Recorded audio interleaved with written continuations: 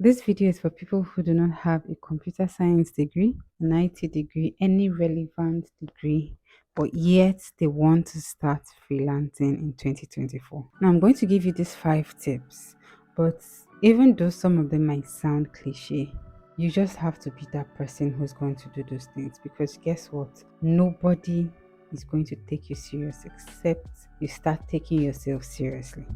And the first tip I'm going to tell you, which I guess is the cliche part, is just get started. If you keep overthinking things, if you keep postponing things, then you will never really get started. So just put your phone down, stop watching the 1 million videos, tutorial videos that you've kept watching, and get your laptop up and just register on Upwork and Fiverr, Freelancer, any other software out there that you've heard about. I told you that in my previous video, I started with no experience. I learned about freelancing while being a freelancer. So just start. You don't need all those 1 million paid courses out there. You don't need to be perfect. You don't need to have everything figured out. Once you take that your first step, you realize that that first step won't be sufficient, and then you take the second step, and then by the time you realize what's going on, you've actually made like 10 steps forward. You see, just get started. Start with your people. Start with the people you know. You'll be wondering why I'm saying this. Is this goal not to make money in USD, right? Well, hear me out first.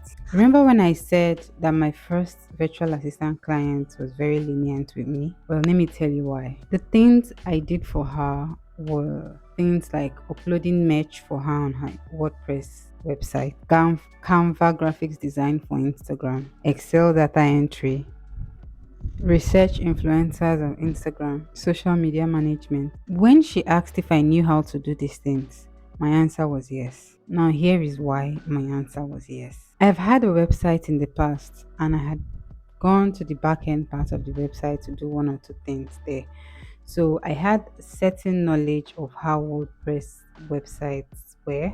I probably just went to the page part, but then I kind of had the photographic memory of what it looked like, and I feel like if worst comes to worst, I'll go to YouTube. At that time, I had an Instagram business page, so I could work as a social media manager because I knew how the Instagram business page worked. I didn't 100% know Excel, I mean, to the point that I currently know right now, but I know that I'm a quick learner. And besides, that's why we have YouTube, right?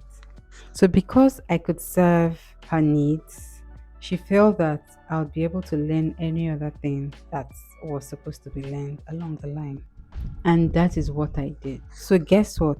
In this case, my online business that was not doing very well at that time served as my past experience. It served as that thing that gave me skills. You may not have an online business, but you can help someone who has an online business. So you can make all the flimsy mistakes that you want to make with your online business or with your friends' online business. You know what? Because at the end of the day, you're trying to work with business owners, and basically, those things you do in your business is the same thing they are doing in their business, and they want you to do just because they don't have time.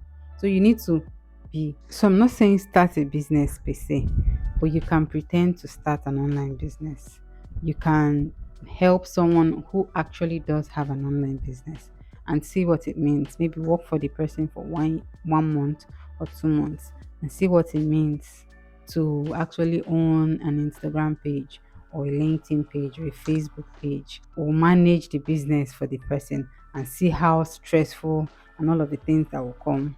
Now, the third tip that I'm going to talk about is portfolio, and I'm going to make give more details in a separate video in a separate class.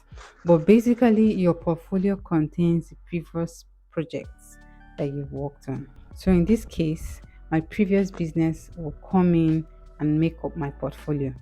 So it basically displays your skills and kind of matches it to the services you actually say you do or what the person wants you to do for them. Now, my fourth tip is to get social. This is actually essential, but that doesn't mean you spend all your waking moments on social media. Find a social media that most of your clients are likely going to be on, like LinkedIn, Facebook, or Instagram, and set up your profile there. Most of the times, my clients tell me things that I do not tell them, and I realize it's because these people actually go back and do their due diligence. They go and research me, and usually my LinkedIn profile pops up.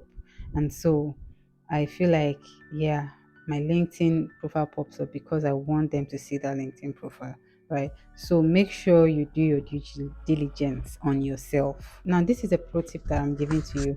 After working on a project with a client, ask that that client leaves you a LinkedIn recommendation. I do that, I do that, and I do that. If you go to my LinkedIn and you check my recommendation section, you will see that I have nothing less than 4 recommendations. I actually choose who I ask because some clients are not on LinkedIn because they don't need LinkedIn in their lives. But for those of them who actually are on LinkedIn, I ask for LinkedIn recommendation. Final tip for you is do not niche down in the beginning. In the beginning, I was doing translation, I did transcription. When I started, I got a client that wanted social media management, so I did it.